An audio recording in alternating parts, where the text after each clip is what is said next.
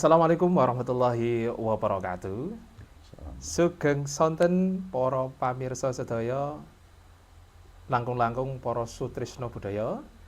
Kepanggih malih kalian kula Ahmad Robiansa, kalian Bapak Eko Agus Susilo. Wonten pepanggihan sakmenika sesarengan. Kula panjenengan sedaya tansah ndudah lan duduk jagung, tegesipun dudah lan duduk budaya Jawa kang adi luhur. Nggih, Pak Eko dos pundi pawartosipun wilujeng nggih? Wilujeng alhamdulillah. Alhamdulillah saged pinanggih malih. Saestu. Menika antawis pun meh pinten-pinten napa sasi napa minggu niki atose? Sasi. Sawal, Mas. Sajake sampun dangu nggih. Sampun dangu kala wingi mboten ngonten malih. Nah, sakmenika alhamdulillah saged pinanggih malih kalian Pak Eko. Nggih. Tegesipun saged mbabar mliginipun kagem tata cara adat manten wonten ing tlatah Jawi. Nah, wonten episode kapisan kala wingi menawi jenengan dereng pirsa, monggo mungkin saged diklik wonten link menika bahas babakan siraman. Siraman. Nggih, menika salah satu prosesi sebelum seorang menikah. Ngoten nggih, baik perempuan maupun laki-laki ya. Dan setelah itu di episode kedua ini kula panjenengan sedaya sesarengan sinau babakan midodareni. Ngoten Pak Eko? Siap. Nggih. Mbok bilih panjenengan sedaya tasih asing napa kinten-kinten dereng mangertos babakan midodareni, monggo sareng-sareng saged dipun pirsani video menika dumugi paripurna. Monggo Pak Eko dipun udharaken mliginipun tegese midodareni. Nah, menika napa sih ingkang dipun wastani midodareni menika napa? Makna atau filosofinya ngoten. Monggo Pak Eko. Menika agem basa campuran kemawon. Nggih, mboten napa. Supaya interaktif komunikatif dengan penonton dimanapun. Seperti video kita di episode pertama. Ya. Jadi ya kita tetap memperkenalkan bahasa Jawa. Ya. Tapi tenang saja bagi Anda semua yang melihat video ini yang tidak begitu paham dengan bahasa Jawa, ya untuk keterangan kita pastikan pakai bahasa Indonesia supaya nanti bisa lebih dipahami dan bisa diikuti untuk keterangan-keterangannya. Nanti Pak, monggo. Para pemirsa, midodareni itu adalah salah satu tahapan di dalam rangkaian prosesi pernikahan adat Jawa. Tentu puncaknya di panggih pengantin ya, akad nikah terus panggih. Tetapi ada acara-acara lain yang juga tidak kalah menarik dan penting yaitu salah satunya midodari. Kapan dilakukan midodari itu? Secara waktu adalah setelah siraman. Kalau siraman itu kan sebelum maghrib, siraman putri sebelum sholat asar, siraman putra setelah sholat asar. Setelah itu acara break maghrib, setelah maghrib baru midodareni. Nah, biasanya dihelat pada ada yang setelah isya, ada yang setelah maghrib. Nah, artinya kan ini fleksibel, seperti itu secara waktu. Nah, Mas Robi, midodareni itu stressingnya di dalamnya itu sebenarnya ada petuah-petuah yang diberikan, yang diberikan oleh calon mertua dari bapaknya calon mempelai putri, yang acaranya di dalam rangkaian midodareni itu disebut dengan nyantri. Nyantri itu apa tuh? Dari kata cantri. Cantri itu dari kata santri. Santri artinya orang yang sedang bersekolah, berguru. Nyantri berarti sedang nyadung dawuh ilmu kepada guru. Nyantri dalam midodareni adalah nyadung dawuh petuah-petuah dari calon mertua. Artinya sebelum mempelai putra ini abdu nikah menikahi putrinya, maka dia diberikan petuah-petuah. Namanya catur wedo. Seperti itu. Kalau dari arti kata midodareni sendiri itu apa? Ya, secara etimologi sebenarnya banyak versi dalam tafsir ya tentang midodareni itu. Yang pasti mempelai putri yang dipingit yang supaya auranya, inner beauty-nya besok itu bisa keluar, cantik seperti bidadari.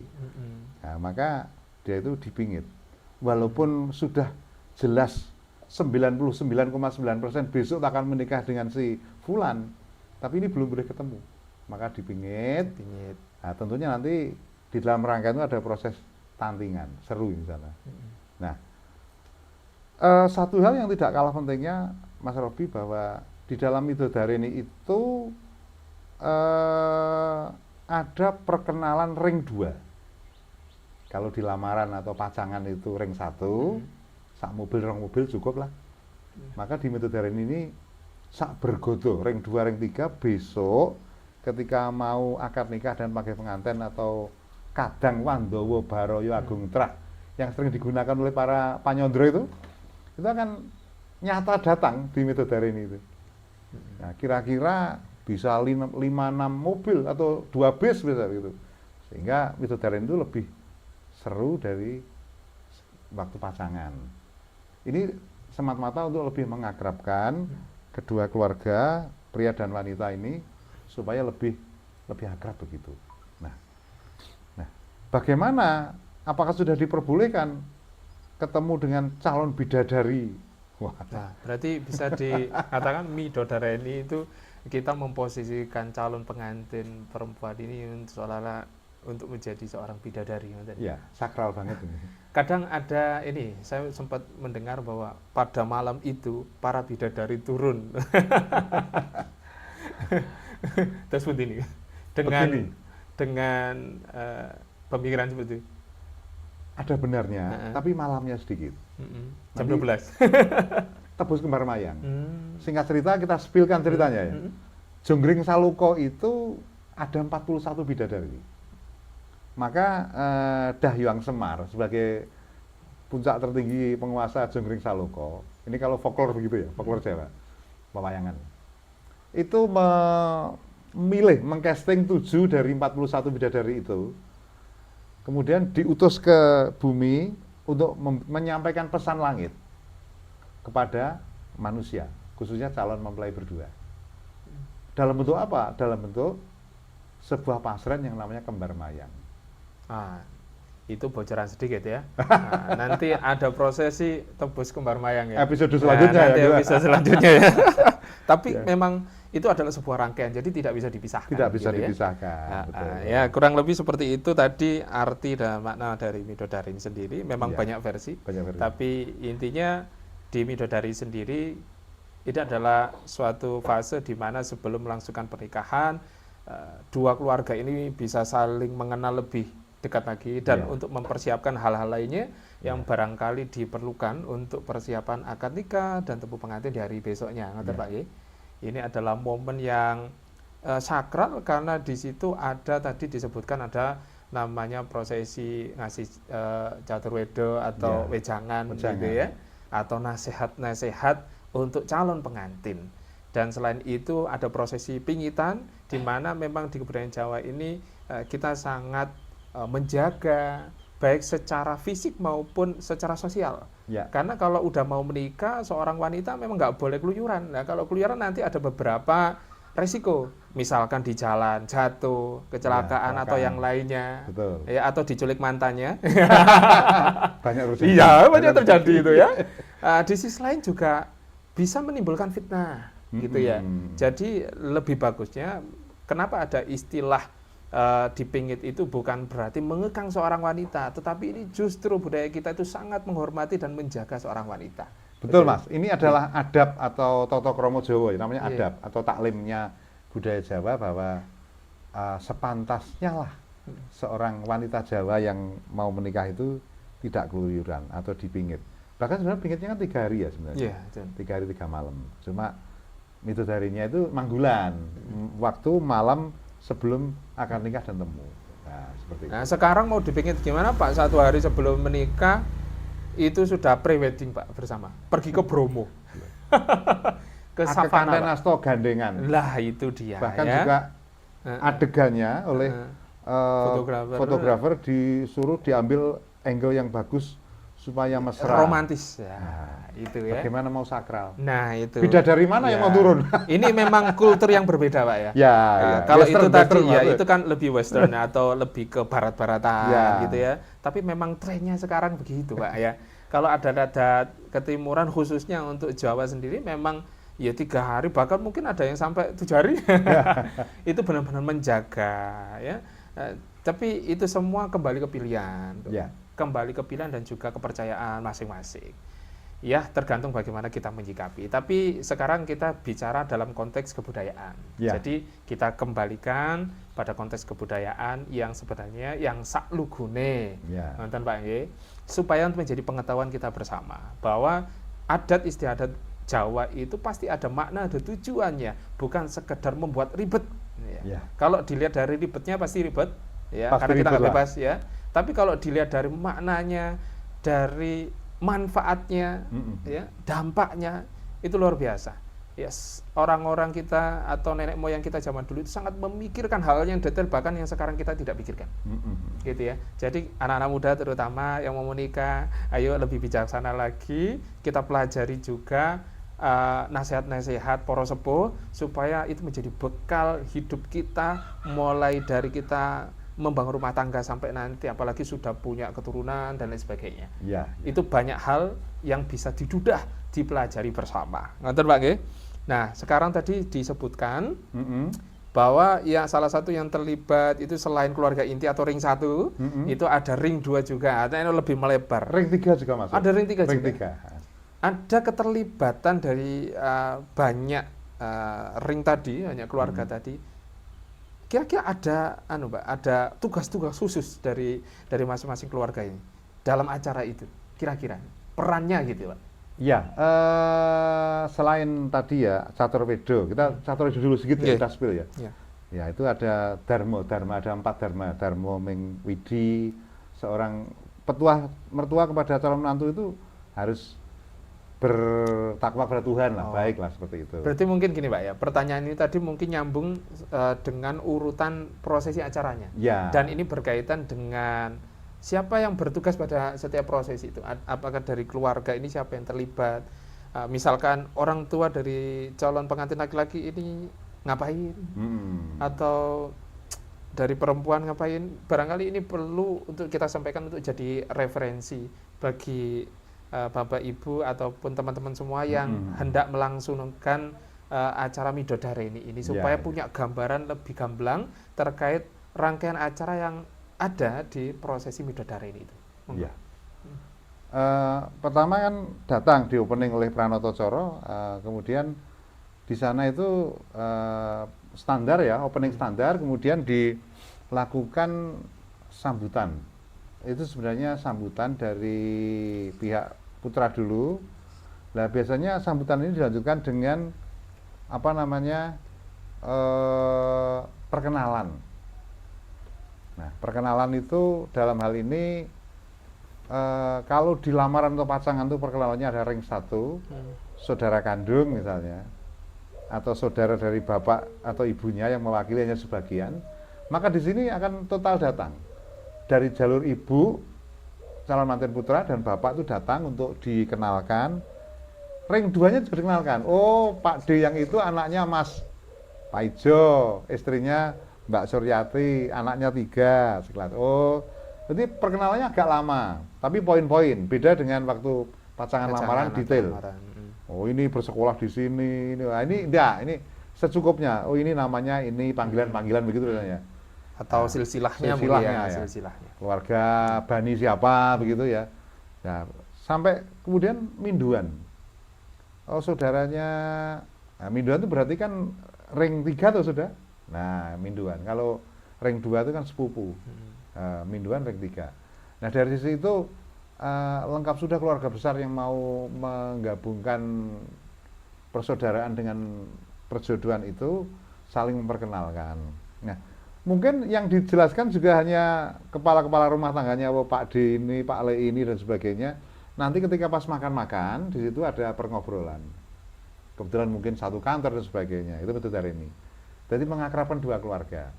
Tak lupa di situ disampaikan, ini di Malang agak beda ya. disampaikan sasraan itu bukan mas kawin, beda dengan Dulu mahar. kancing gelung atau apa? Kancing itu? gelung. Nah, kancing gelung ada yang mengatakan begitu, ada yang mengatakan kelambi sak pengabek dari ujung rambut sampai ujung kaki. Maksudnya adalah satu dress code yang besok akan digunakan Akan akad nikah dipakai untuk atau akad, temu atau gitu ya. temu, ya, betul. Nah itu dress code-nya itu. Nah ini menarik. Jawa itu sedemikian detail dan rigid, pernil-pernilnya detail banget Jawa itu. Nah makanya midodareni ini jadi penting. Ketika fitting baju kemarin di butik atau di perias, bukan perias ya. Jawa itu ada midodareni biasanya mereka untuk khusus akad itu bajunya sendiri, tidak baju sewaan. Betul. Harapannya ini adalah satu kenangan yang tidak terlupakan. Betul. Nah, beda, tapi semua itu menjadi ukuran ragat. Nah, itu ukuran ketandapan biasanya. Nah, kalau yang mubru-mubru cukup, dia nggak mau harus bikin baju sendiri. Nah, kancing gelungnya itu mulai ujung rambut sampai ujung kaki yang dipakai calon mempelai berdua besok akad nikah dan temu, itu biasanya diserahkan pada saat midodareni. Itu esensinya itu. Karena ini sakral banget, sehingga monumental pernikahan, akad dan temu itu bajunya juga khusus mereka desain seperti itu. Atau paling tidak akadnya, temunya mungkin vendor ya, mungkin perias itu, seperti itu. Nah, selain itu ya, jadi prosesnya setelah sambutan memperkenalkan, dibalas yang putri juga sambutan, balik memperkenalkan, sehingga blockingnya itu biasanya kalau menghadap ke selatan begini sini misalnya ya, itu sebelah kiri kalau masuk dari sana pintu gerbangnya itu adalah keluarga calon mempelai pria, ring 1, ring 2, ring 3. Yang ke kanan adalah keluarga calon mempelai putri, ring 1, ring 2, ring 3. Nah, seperti itu. Jika sudah, maka ada proses caturwedo yang isinya ada 4 catur ya. Dharma wing widi, dharma wing kepada orang tua, kemudian kepada istri, kepada negara. Itu semua pengabdian itu otomatis menjadi 4 pitutulu. Jadi orang itu harus berbakti pada Tuhan, pada orang tua, mertua, istri, ya. Istri yang ketiga adalah kepada masyarakat atau pada negara. Luar biasa Jawa, holistik banget. Cara mengkajinya itu di caturwedo ada nilai-nilai yang menarik. Itu mas racingnya itu. Betul. Seperti itu. Terus nanti setelah itu ada penyerahan kancing gelung, tidak lupa tantingan. Ya. Menegaskan kembali, jadi Walaupun pas di lamaran sudah jelas. Ini sudah jelas, besok mau nikah juga. 99,9%, tapi dimantapkan lagi. kurang 1% kan? Nah, 1% ini bisa berubah ini. Kata Atau lagi dicolong calon mantan. Pas malam midodareni tiba-tiba mantannya ngechat. Nah, itu bisa berubah pikiran itu ya. Ada fakta itu. Teman SMA ada seperti itu. Ya, Dan itu janganlah, bukan hanya FTV ternyata itu di kehidupan nyata itu bisa terjadi itu ya. FTV-nya Wonosobo. Oh iya. Iya. Ya. Betul. Jadi tantingan itu nanti kedua orang tua dari putra dan putri masuk ke kamar pingitan. Nduk wengi iki Rama lan Ibu sepisan maneh baleni. Apa wis mantep tenan sliramu abdu nikahke marang si kae malah. Nah, akan menjawab, nggih saestu. Iya, Bapak, Ibu, saya sudah mantap. Nggih kula sampun mantap. Setelah itu, ini biasanya bagi fotografer, videografer satu angle yang menarik banget ini. Menarik banget sehingga itu menjadi kalau dibuat short video itu oke banget itu dari ini. Nah, itu. Nah, kemudian setelah itu acaranya ramah tamah biasa. Makan-makan, lah di makan-makan itu harapannya ring 2, ring 3. Kalau ring 1 kan sudah kenal ketika pasangan lamaran. Ring 2, ring 3 ngobrol. Nah, dinamika ngobrolnya ya bermacam-macam, kenal. Itu ramah tamah ya? Ramah tamah, makan-makan, ada prosesi makan-makan. Nah, setelah itu selesai acara. Nah, setelah itu biasanya dilanjutkan tebus kembar mayang. Urusannya keluarga putri, Amrugati. Seperti itu. Singkat cerita seperti itu. Nah, itu tadi secara umum gambaran acara yang ada di prosesi midodareni. Sebenarnya nggak ribet, nggak banyak, nggak dilakoni ya. Dan semuanya dinamis ya, kondisional. Dinamis, ya. Artinya tidak harus heboh seperti Artinya artis itu. gini, kalau sekarang kita ambil sudut pandang dari Pranatacaranya atau Pambiworonya. Berarti sebenarnya di acara Midodareni itu suasana seperti apa yang dibangun itu bisa terlihat sebenarnya dari urutan acara tadi bahwa ini acara kekeluargaan, Kekeluargaan ya. banget, ya. Jadi lebih santai. Bahasanya pun harusnya kita juga pakai bahasa yang prasaja saja, Ya, gitu ya, yang sederhana, yang mudah dimengerti. Apalagi kalau akan di membangun situ, ya dua betul. keluarga jadi satu. Jadi yang tidak perlu istilahnya daki-daki, gitu ya. Sederhana saja, yang penting bahasa kita itu bisa diikuti dan dipahami seluruh audien yang hadir, sehingga benar-benar momen keakraban itu bisa terbangun dengan baik. Itu kurang lebih. Kalau berkaitan dengan busananya, Pak? Nah, busananya yang pasti KDMC masih jelok ya, belum kita keris ya. kita berarti pakai yang landung atau apa gitu ya, jadi tidak pakai keris. Kalau untuk acara Midodareni ini kan nggak pakai keris. Ya, itu, keris ketika akad nikah dan seterusnya. Akad nikah atau mantan boleh. Ya. Lamaran Midodareni lebih baik tidak pakai keris, karena ini acara kekeluargaan. Nonton nggih. Itu kalau dari busana monggo mau pakai base cap ataupun Jawa Timuran bisa ya. Kita tidak pakai keris dulu. Nah, kalau untuk gending-gendingnya, Pak, yang kira-kira untuk cocok dengan suasana yang perlu dibangun dalam Midodareni itu untuk gending, bisa kasih referensi, Pak. Barangkali di sini kalau masih ada saya coba simpulkan di berbagai pawiyatan Pranatacara itu khusus untuk Midodareni itu tidak ada pakem yang apa. Beda kan kalau siraman manten tuh ya itu berarti seperti lamaran gitu, Pak ya. Boyong basuki, ada mijil dembel itu harus ada. Tapi kalau ini tidak ada. Tapi saya boleh kasih referensi atau saran ya. Carilah gending-gending ketawang atau ladrang yang sifatnya membangun itu misalnya kayak Sito Mukti, Sito Mulyo, itu kan menggambarkan bangun Mugi Rahayu, Wilujeng. Itu kan juga berisi doa juga ya, ladrang Wilujeng ya. Nah, mudah-mudahan ini kedua calon mempelai ini selalu diberikan kawilujengan atau keselamatan supaya besok bisa menjalani akad nikah dan seterusnya itu lancar semuanya. Amin, Kan betul. Lah kalau misalkan mau di hari tiba-tiba sakit kan gimana itu ya. Ya itu misalnya terus gendingnya sampah atau serpek nggak cocok. Enggak cocok. Ya itu kita perlu memilih gending yang cocok untuk membangun rasa, membangun suasana yang sesuai, yang cocok untuk acara Midodareni. Atau kalau ladrang misalnya dispilkan pas makan-makan itu misalnya biar lebih meriah. Ya, misalnya yang sifatnya keluarga, ada lah beberapa ladrang yang keluarga, bisa aja. Kalau kadang orang kan selalu bertanya, ono bedane gagak Yogyakarta ambek Solo, ambek Malang ora? Kira-kira gimana, Pak?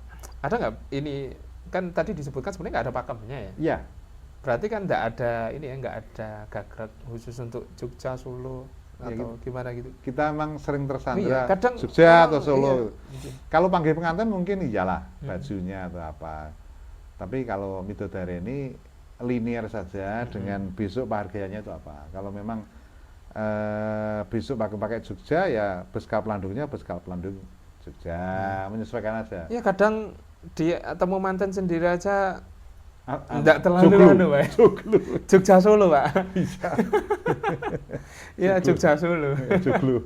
Ya soalnya memang ya banyak faktor, Pak ya. Kadang kita ini selaku MC itu kadang kan mungkin diundang perias kita nggak sempat untuk koordinasi atau menyampaikan sesuatu berkaitan dengan prosesi besok. Ya kadang ya kita antara kita yang ngikut pengrias atau pengrias yang ngikut kita. Ini biasanya gitu. Tapi ya di situ biasanya pasti ada ada minusnya. Kecuali kalau di awal itu sudah dikoordinasikan, ditata, sudah disepakati ini konsepnya mau gimana, gagraknya mau pakai gagrak mana, terus semua memang arahnya ke pakem ya beda lagi gitu ya. Iya, biasanya kalau sudah urusan biaya itu biayaan. Itu pakai batik sih nggak apa-apa juga kalau gitu dari ini. Iya, itu tergantung ke selera ya. Iya, tergantung peluru ya. Ragat. Nah, sebenarnya kalau dari perkembangannya sendiri ada, Pak. Sebenarnya kalau dulu itu Midodareni itu seperti apa, terus sekarang perkembangan di era modern sekarang itu ternyata ada pergeseran, itu Bapak menemukan itu? Justru sekarang ini konteks beberapa pawiyatan menyebut duduk dudah itu justru trennya ke klasik ya malah. Jadi Mungkin, mulai ada geliat lagi. Iya, geliat klasik sekarang ini. Itu terukur dari banyak kampus-kampus melakukan pawiyatan. UNES Semarang, 11 Maret, STSI apalagi ya bidangnya. Kemudian UNJ, kemudian beberapa kampus di Malang UNESA. juga, ya UNESA ngadakan, terus UM adakan juga. Artinya kalangan menengah ke atas kalau kita potret di kampus ya, itu sudah mulai peduli terhadap hal begini. Betul. Seperti itu. Ya, kurang lebih seperti itu. Mungkin ada tambahan lagi, Pak, berkaitan dengan Midodare ini? Iya, intinya mari kita sambut geliat budaya di masyarakat yang mulai trennya klasik ya. Orang mulai tahu, mulai teredukasi dengan literasi yang memadai melalui digital bahwa betapa indahnya tradisi lokal wisdom Indonesia itu. Mungkin Western itu juga ada umurnya ya. Pelan-pelan juga declining. Nah ini ketika ini bisa dikombinasi, ya kreasi di sana sini soal mode baju apa itu saya kira zaman lah, mengikuti zaman. Betul. Tapi esensinya ini cukup terawat di Indonesia. Dan untuk bagi seorang MC, ya tenang saja, kita bisa membawa ciri khas kita masing-masing. Terutama untuk membawakan acara Midodare ini, monggo kita bersama-sama belajar untuk membawakan acara itu sesuai dengan suasana yang diinginkan, suasana kekeluargaan, suasana yang santai tetapi intim lah istilahnya bahasanya gitu ya, lebih mendalam lagi. Monggo kita belajar untuk menambah wawasan kita berkaitan dengan kebudayaan dan juga kebahasaan terutama. Siap. Ya, mudah-mudahan terutama bolo-bolo MC yang ada di luar sana, ya semangat, mudah-mudahan semakin jaya, semakin sukses, dan semakin banyak di luar sana orang-orang yang peduli, melirik, dan juga menjadikan traditional wedding ini menjadi wedding dream aja bahasannya anak sekarang ya. Menjadi sehingga banyak yang peduli, bukan hanya nanti berdampak pada kita ini, tetapi juga secara kebudayaan supaya tansah lestari. Betul Pak? Betul. Dan setelah ini kita akan lanjutkan ke episode ketiga. Kita akan membahas tentang prosesi tebus kembar mayang tadi yang sudah disebutkan oleh Pak Eko. Oleh karena itu tetap ikuti dan saksikan di channel ini. Dan jangan lupa saksikan juga kemarin yang belum menyaksikan materi tentang siraman, bisa dilihat video sebelumnya. Dan tetap ikuti, mudah-mudahan video kami bisa bermanfaat untuk menambah wawasan kita bersama. Terima kasih, sampai berjumpa lagi. Assalamualaikum warahmatullahi wabarakatuh.